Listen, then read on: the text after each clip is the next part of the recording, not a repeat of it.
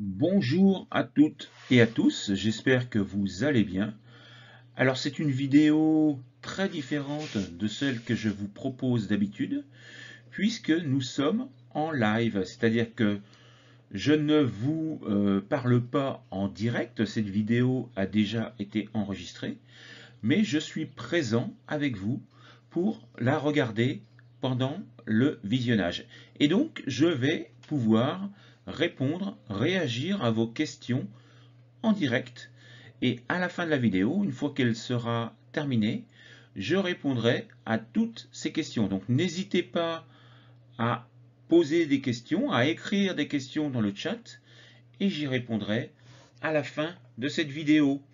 Je vais donc vous expliquer comment utiliser les ressources en langue française pour s'améliorer et s'entraîner pour le DELF, mais également pour le DALF. Alors nous verrons quels sont les types de ressources qu'il faut que vous utilisiez et quelles sont les activités que vous devez mettre en place, les exercices que vous devez préparer pour vous améliorer.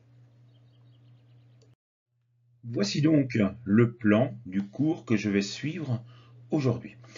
Nous verrons tout d'abord quel type de document en général vous devez choisir. Puis, nous nous intéresserons plus particulièrement aux documents écrits. Ensuite, nous verrons quel type de document sonore vous devez utiliser et quelles informations vous devrez rechercher dans tous ces documents. Je vais vous proposer un exemple de texte journalistique. Je vais vous montrer dans ce texte toutes les informations essentielles que vous devez repérer et comment les regrouper sous la forme de fiches.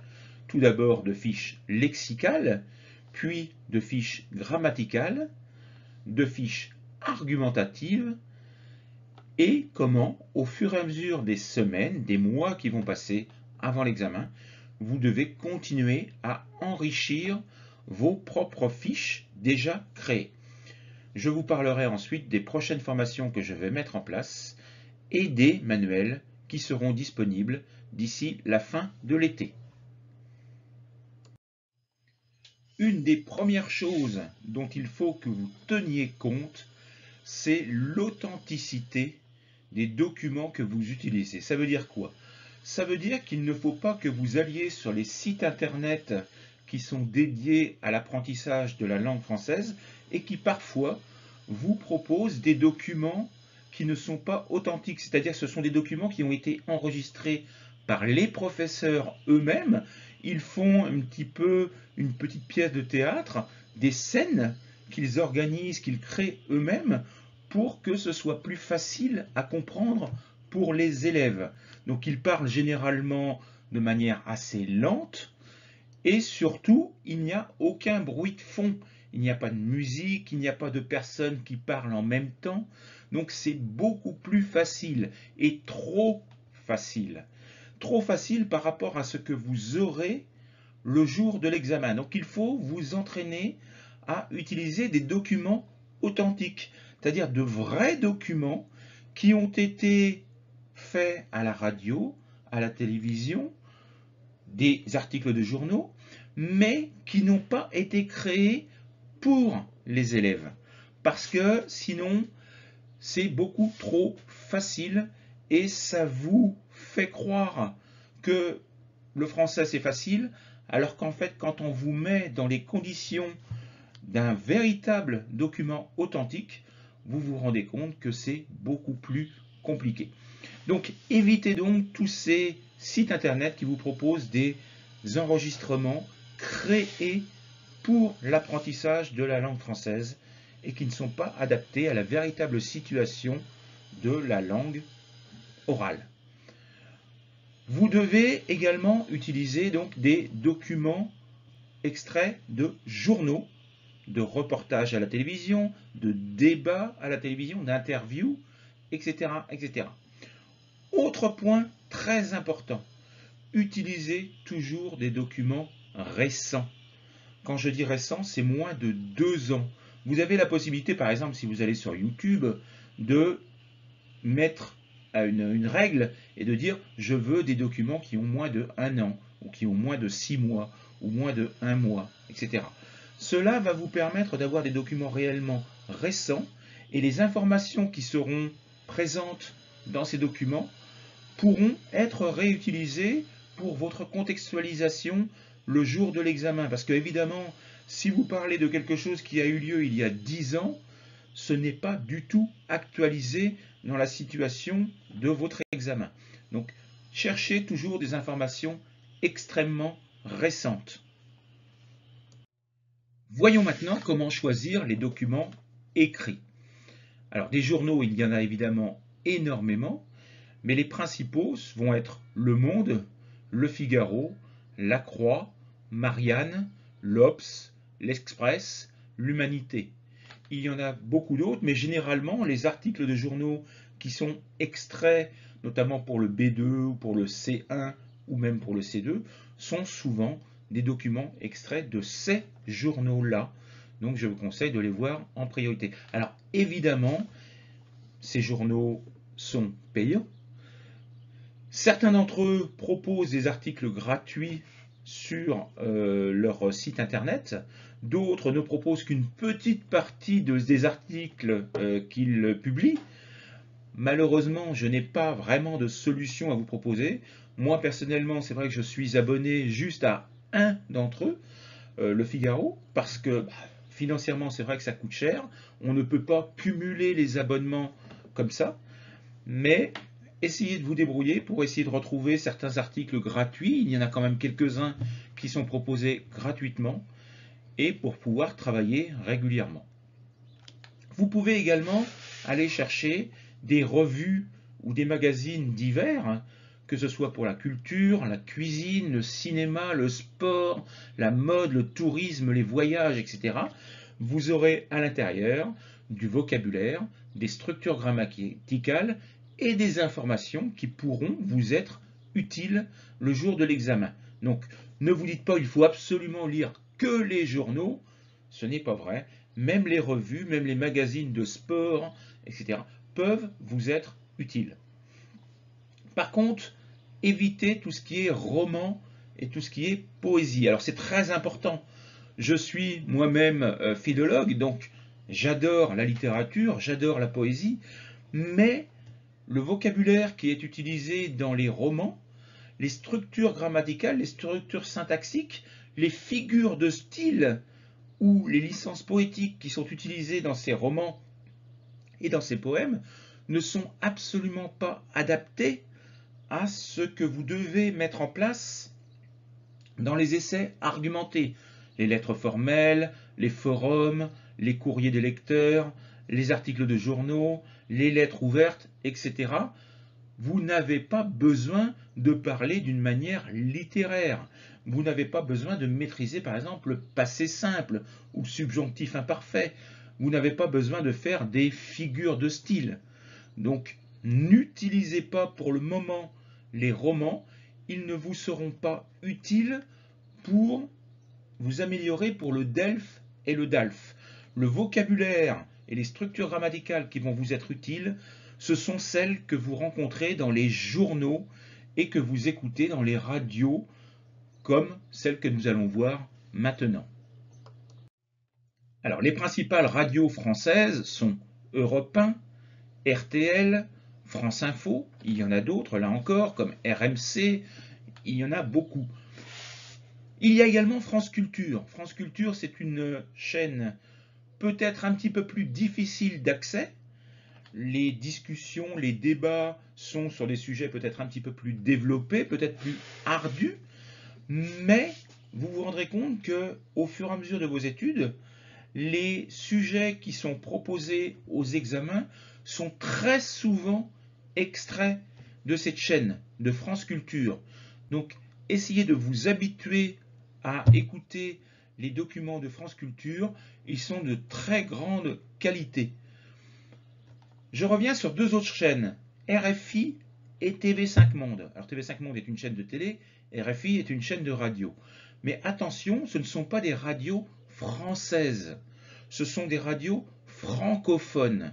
C'est-à-dire qu'elles ne s'intéressent pas uniquement à la France, mais à la francophonie, c'est-à-dire à l'ensemble des pays de langue française dans le monde. Et il y en a énormément. Il y en a sur tous les continents. Il y en a en Amérique latine, il y en a en Afrique, il y en a en Asie, etc. etc. Il y en a sur le continent au niveau de l'Australie, avec la Polynésie, avec la, pardon, ça y est, j'ai perdu. C'est pas grave.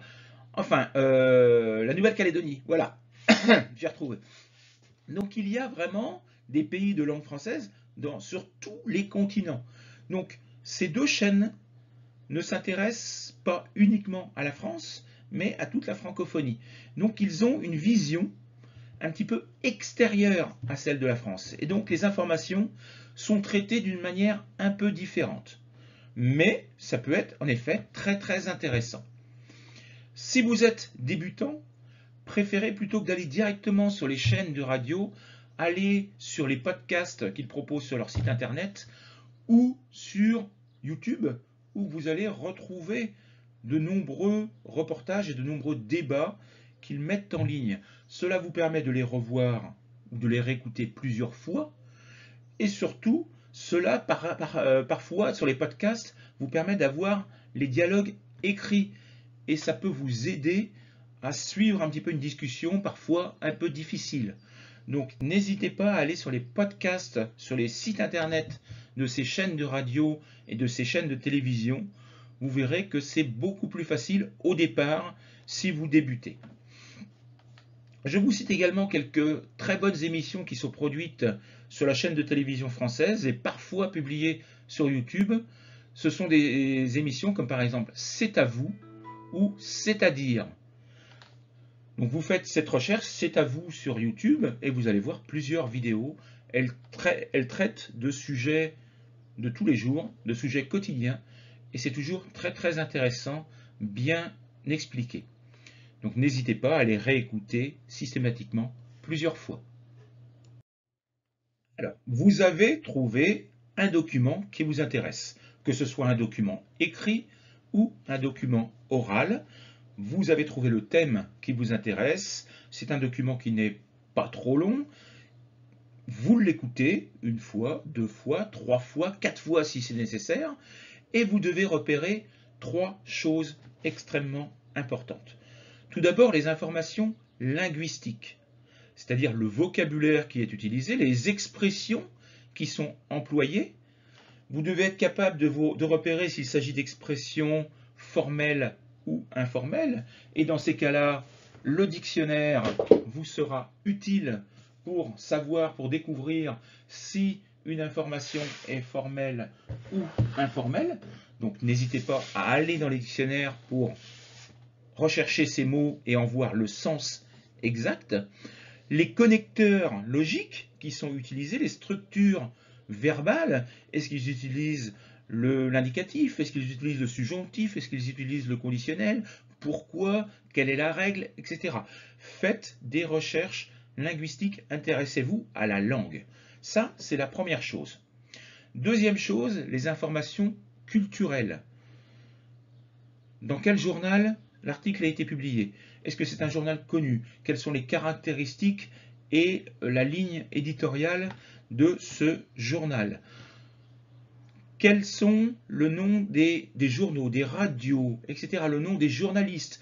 Vous vous rendrez compte que certains journalistes, notamment à la radio ou à la télévision, on retrouve systématiquement les mêmes noms, comme par exemple Léa Salamé, que vous devez connaître, est une journaliste qui revient très régulièrement dans les émissions. Vous devez la connaître et être capable de savoir qui elle est. Les invités, est-ce qu'il s'agit d'invités politiques? Est-ce qu'il s'agit de ministres? Est-ce qu'il s'agit de chefs d'entreprise? Est-ce qu'il s'agit de personnes de la vie publique, d'acteurs, de chanteurs, etc., etc., de sportifs?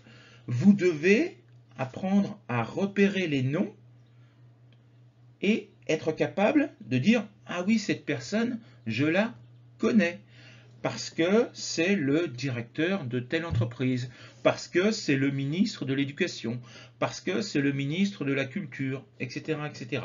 Donc, faites-vous des petites fiches sur les personnages importants de la société française, Parce que là encore, si vous les retrouvez dans d'autres textes ou dans d'autres documents, vous pourrez dire « Ah, cette personne, je la connais, il s'agit du nouveau ministre de la Culture, par exemple. » Troisième chose que vous devez retrouver, ce sont évidemment les arguments développés, les idées qui sont exprimées sur tel ou tel sujet, l'environnement, l'éducation, le travail, la santé, etc. Quels sont les arguments proposés par les invités? Est-ce qu'ils sont favorables? Est-ce qu'ils sont opposés à telle ou telle chose? Est-ce qu'ils parlent des problèmes? Est-ce qu'ils parlent des conséquences? Est-ce qu'ils parlent des solutions? Vous devez repérer toutes les idées qu'ils proposent et vous créez des fiches argumentatives avec donc problèmes, conséquences, solutions, avantages, inconvénients pour tous les sujets que vous allez découvrir. Alors, je vais maintenant vous proposer un texte. C'est un extrait d'un article de journal. Nous allons le lire ensemble et vous allez le voir que je l'ai déjà préparé. J'ai surligné de couleurs différentes certains éléments de ce texte qui m'ont semblé intéressants. Je vais donc d'abord vous lire ce texte. Personnel plus qualifié, contrôle renforcé, les pistes pour réformer les EHPAD. Par Marie-Cécile Renaud, publié le 27 février 2022 dans le Figaro. La Cour des comptes plaide pour des structures plus médicalisées, mais aussi pour mettre fin à leur financement par les départements. En plein scandale Orpea, déclenché par le livre Les Fossoyeurs, et alors que deux autres groupes d'EHPAD privés, Corian et Domus 6, s'attendent à être attaqués dans le numéro de Cash Investigation diffusé mardi prochain, la Cour des comptes publie ce lundi un rapport concluant à la nécessité de construire un nouveau modèle. C'est l'ensemble du modèle économique du secteur qui doit être rénové afin de gagner en efficience, a déclaré mercredi son premier président, Pierre Moscovici, auditionné au Sénat. Il avait commandé ce rapport il y a plus d'un an, dans la perspective de la loi Grand Âge, abandonnée depuis. Aujourd'hui, les EHPAD accueillent 600 000 résidents, soit 15% des plus de 80 ans. Mais avec l'allongement de l'espérance de vie, les résidents sont de plus en plus dépendants et atteints de nombreuses pathologies. Si 42% d'entre eux étaient atteints de la maladie d'Alzheimer en 2015, 57% souffrent désormais d'une maladie neurodégénérative. Face à cette vulnérabilité accrue des résidents, le volume global d'argent public consacré aux soins et à la dépendance a progressé de 30% entre 2011 et 2019, près de 3 fois plus vite que le PIB, pour atteindre 11,24 milliards d'euros en 2019, souligne la Cour. Malgré cet effort financier, la prise en charge médicale des résidents reste insuffisante.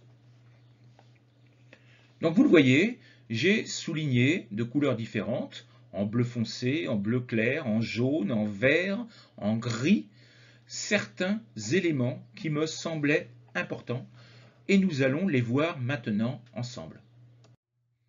Et j'ai repéré 5 grandes parties qui me semblaient importantes. Tout d'abord, la culture et l'argumentation. Ce texte nous propose des solutions pour réformer les EHPAD.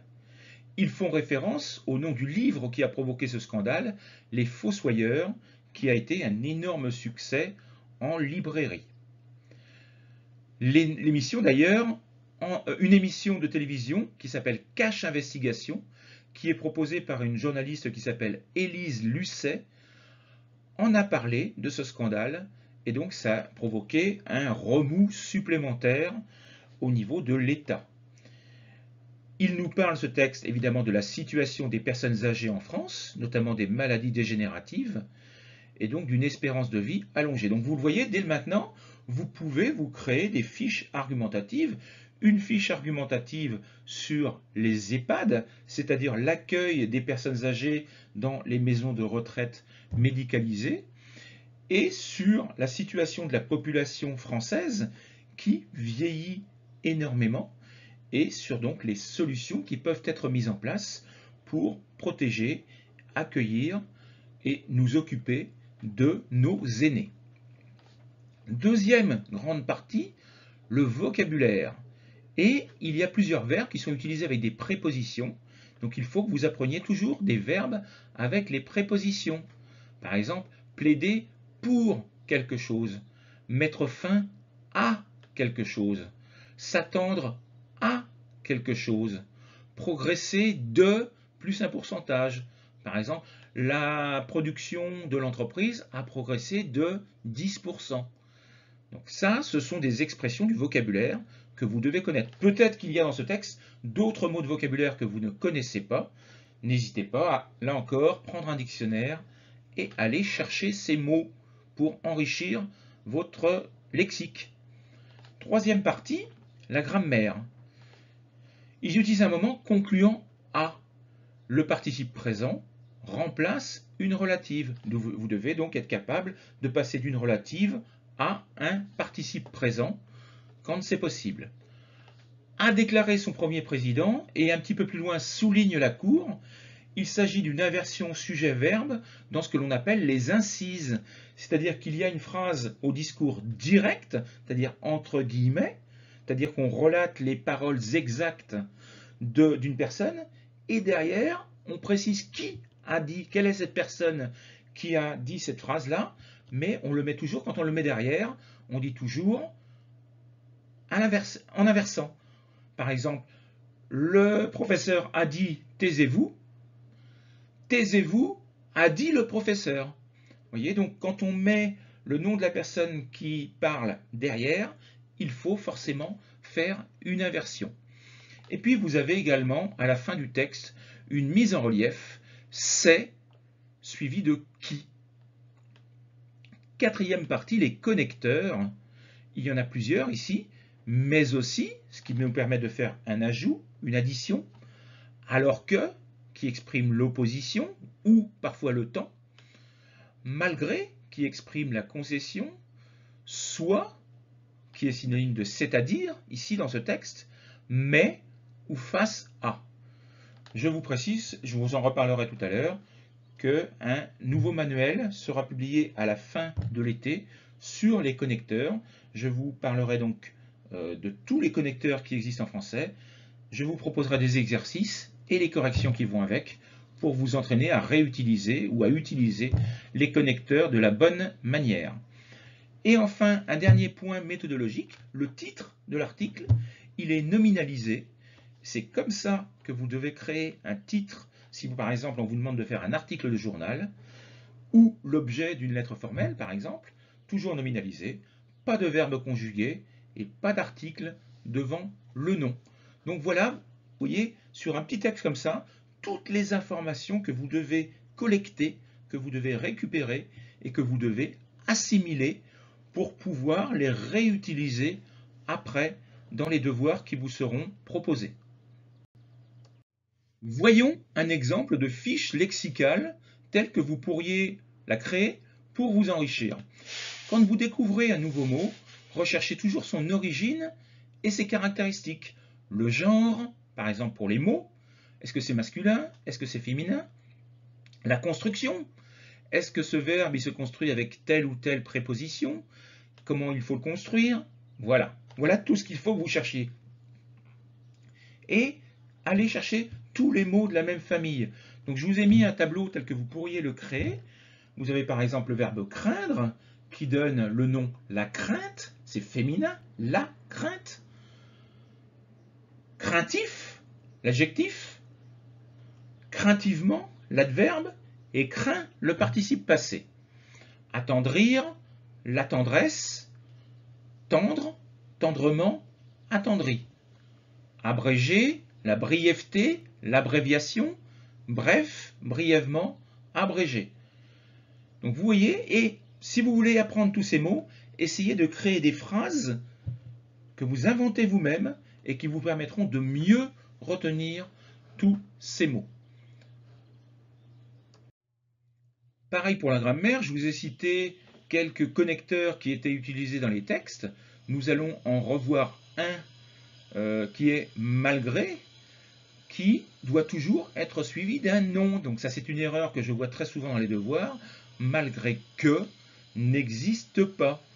en français en tout cas, enfin dans la langue de la France. Si vous allez au Québec, malgré que est parfois utilisé, mais dans les textes français, vous ne devez pas l'utiliser puisque le DELF et le DALF sont des examens français, pas francophones, donc vous devez utiliser une langue française. Donc malgré est suivi d'un nom et il exprime la concession. Donc il est synonyme de bien que, de avoir beau, de quoique. Mais est-ce que vous savez les construire? Je vous mets par exemple 4 équivalences ici. Malgré la pluie, je vais me promener. Bien qu'il pleuve, je vais me promener. Quoi qu'il pleuve, je vais me promener. Il a beau pleuvoir, je vais me promener. Donc vous voyez, il faut réutiliser ces connecteurs et être capable de passer d'un connecteur à l'autre. Je vous propose un autre exemple. Malgré les dangers du réchauffement climatique, la population continue à utiliser les voitures thermiques. Bien que le réchauffement climatique soit préoccupant, etc., etc., le réchauffement climatique a beau être préoccupant. Donc vous voyez, sur un thème sur l'environnement, j'ai créé une phrase toute faite qui me permet d'exprimer la concession de 3 manières différentes. Voilà le travail que vous devez réaliser en amont pour vous améliorer en grammaire. Et donc, voici les fiches argumentatives. Elles sont indispensables pour préparer l'examen du DELF ou du DALF. Ici, donc, vous pouvez créer une fiche argumentative sur la situation des personnes âgées en France. Les aînés, ne les appelez jamais les vieux, car c'est très péjoratif. Et vous devez pouvoir parler de la situation actuelle des personnes âgées, le manque de place dans les EHPAD, le scandale des EHPAD avec le livre qui a été publié, Les Fossoyeurs, qui peut vous servir de point de départ, d'élément déclencheur, la hausse des maladies dégénératives, la situation des familles qui se retrouvent avec un membre de leur famille qui souffre d'Alzheimer, par exemple, comment font-elles au jour le jour? Donc la difficulté au quotidien face à ces maladies en fort développement, et donc les solutions qui pourraient être mises en place pour améliorer la situation. Alors, vous avez créé vos fiches grammaticales, lexicales et argumentatives et culturelles. Vous avez créé toutes vos fiches. Et puis, au fur et à mesure des jours, des semaines, des mois, vous allez lire et écouter de nouveaux documents. Parfois des documents qui vont avoir le même point commun, le même thème que celui-là. Et donc, vous allez y découvrir de nouvelles idées, de nouveaux arguments. Il faut, à ce moment-là, reprendre la fiche que vous avez déjà créée et rajouter des éléments. À chaque fois que vous allez retrouver une autre expression de concession, il faut rajouter cet exemple sur votre fiche pour enrichir votre fiche. Donc, ce travail, il doit être continu. Vous devez, tous les jours, toutes les semaines, continuer à travailler et enrichir les fiches que vous avez déjà créées. C'est comme ça que vous allez vous améliorer. Je propose donc d'ici 5 jours maintenant de nouvelles formations de DALF C1 et DALF C2. Il me reste 2 places pour le C1 et 5 places pour le C2. Donc vous pouvez encore vous inscrire. Ça commence le 11 juillet et ça finit le 25 août. Mais si vous voulez attendre le mois de septembre, voilà toutes les formations qui seront proposées à partir du mois de septembre. Les dialogues de la vie courante en français, la culture générale, une formation de DALF C1, une formation de DALF C2, une formation de grammaire niveau C1, C2, et une formation de culture et de langue française par la chanson et le cinéma. Et enfin, une formation sur la littérature contemporaine. Je proposerai également, à partir du mois de septembre, une formation pour le concours de préparation pour le concours du secondaire en Espagne pour les personnes qui souhaitent devenir professeurs de français en Espagne pour le secondaire. Je propose une formation, je ne l'avais pas proposée cette année, J'ai arrêté pendant 1 an, mais je reprends à partir du mois de septembre. Donc voilà toutes les formations que je propose à partir du mois de septembre. Vous pouvez vous inscrire dès maintenant en me contactant à cette adresse mail ou en allant directement sur mon site internet. Toutes les informations sont déjà présentes et vous pouvez vous inscrire directement et payer directement depuis mon site internet. Voici également les 3 prochains manuels qui seront proposés à partir du fin août, début septembre. C'est les 40 fiches argumentatives volume 2. Il sera plus spécifique pour le C1 et pour le C2. Plusieurs personnes m'ont demandé des fiches un peu plus développées pour le C2. Vous les aurez à partir du début septembre. Les connecteurs logiques, je vous en ai parlé tout à l'heure. Donc je vous ferai des fiches explicatives sur les connecteurs logiques par thème, concession, opposition, le temps, la cause, le but, la conséquence, etc. Je vous fournirai des exercices et les corrections pour vous permettre de vous entraîner. Le DALF C2, 20 productions écrites, contextualisées, développées et commentées. Donc voilà les 3 prochains manuels. Alors, ne me les demandez pas pour le moment, ils ne sont pas prêts. Ils ne seront prêts qu'à la fin du mois d'août ou au début du mois de septembre. Je vous souhaite une bonne journée. Et puis donc, si vous avez des questions, nous nous retrouvons tout de suite en direct et je vais y répondre. J'espère que cette vidéo vous a plu. J'attends vos commentaires tout de suite. À tout de suite.